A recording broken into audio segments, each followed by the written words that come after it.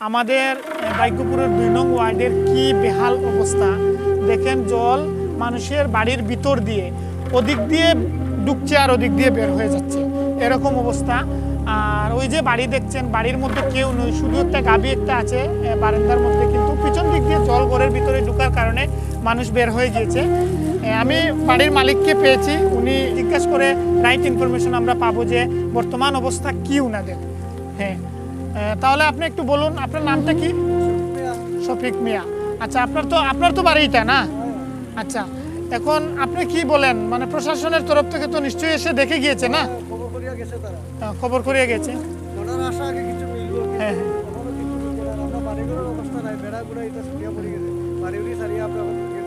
অবশ্যই অবশ্যই বন্ধুরা, আপনারা দেখতে পাচ্ছেন যে উনি শফিক মিয়া, ওনার বাড়ি এখানে। ওনারও বাড়ি আমরা স্কিপ নিয়ে দেখাচ্ছি। দেখেন ওনার বাড়ির অবস্থা খুবই খারাপ, বিশেষ করে অনেকের বাড়ির অবস্থা খুবই খারাপ। আপনাদেরকে আমরা আগেও দেখিয়েছি, এখনও দেখাচ্ছি। আর ওনার আশা উনি যে প্রশাসনের তরফ থেকে কিছু সাহায্য পাবেন অবশ্যই। আর খবরও নিয়েছেন প্রশাসনবাসী যে কি হয়েছে না হয়েছে, আর খবরও নিচ্ছেন, এটাও আমরা জানি, মানুষদেরকে উদ্ধার করছেন। আমাদের আশা যে ভাগ্যপুর ২ নং ওয়ার্ডের বা সমস্ত ভাগ্যপুর জিরের যেই ওয়ার্ড হোক না কেন, যাদের জলের কারণে এই ফ্লাডের কারণে ক্ষতিগ্রস্ত হয়েছে, ওনারা যেন অবশ্যই কিছু সহযোগিতা পান, এটাই আমাদের সরকারের কাছে দাবি। দেখেন ওই যে দেখতে পাচ্ছেন ছোট বাচ্চা দুটো হেঁটে আসছে, রাস্তার মধ্যে অনেক জলও হয়েছে। আর ওই বাচ্চা দুটোর গার্জিয়ান আপনারা দেখতে পাচ্ছেন যাচ্ছে ওদেরকে উদ্ধার করার জন্য। আর তাছাড়া আমরা এই যে সব কিছু দেখে আসছি, এসে একজন চাচাকে পেয়েছি। চাচা, আপনার নাম বলুন কি? মায়া মিয়া বলছেন ওনার নাম। আপনার ঘর কোথায়? এখানেই তো না? হ্যাঁ। আচ্ছা মায়া মিয়া, আপনার কি ক্ষতি হয়েছে? আর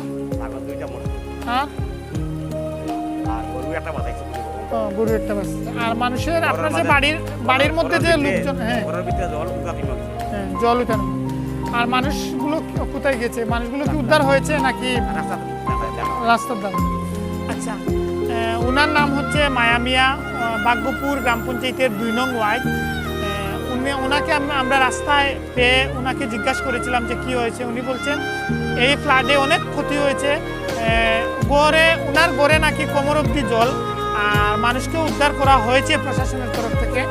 আর উনি এখন ওনার ছাগল দুটো জলে ভেসে নিয়ে গিয়েছে, গরু কোনো রকম উদ্ধার করেছেন উনি। আর ঘরের তো জিনিসপত্রের বেহাল অবস্থা উনি বলেছেন আমাকে। এখন মানে আমরা এটাই আশা রাখবো যে গভর্নমেন্টের তরফ থেকে, সরকারের তরফ থেকে ওনাকে যাতে সাহায্য করা হয়। আর তাছাড়া গভর্নমেন্টের পক্ষ থেকে বলাও হয়েছে যারা এই সমস্ত ক্ষতিগ্রস্ত হয়েছে ওনাদেরকে অবশ্যই সাহায্য করা হবে, এবং করা হচ্ছেও। এটাও আমরা এই বর্তমান গভর্নমেন্টকে ধন্যবাদ জানাই, কারণ করা হচ্ছে। বুথ নিয়ে আমরা আগেও দেখেছি অনেক মানুষকে সাহায্য করে মানুষকে উদ্ধার করা হচ্ছে। মানুষের ঘর থেকে ডাইরেক্ট ঘরে গিয়ে ঘর থেকে মানুষ নিয়ে উঁচু জায়গাতে পৌঁছানো হচ্ছে, জলের স্রোত থেকে বাঁচানো হচ্ছে। আর বিশেষ করে তো আমি পিআরআই বডি বা পঞ্চায়েত বডি যতটুকু সম্ভব জানি যে পঞ্চায়েত বডি মিলিত হয়ে ওনাদের কারার কীভাবে ক্ষয়গ্রস্ত হয়েছে ওটা লিপিবদ্ধ করে সাহায্য করবেন, এটাও জানি আমি।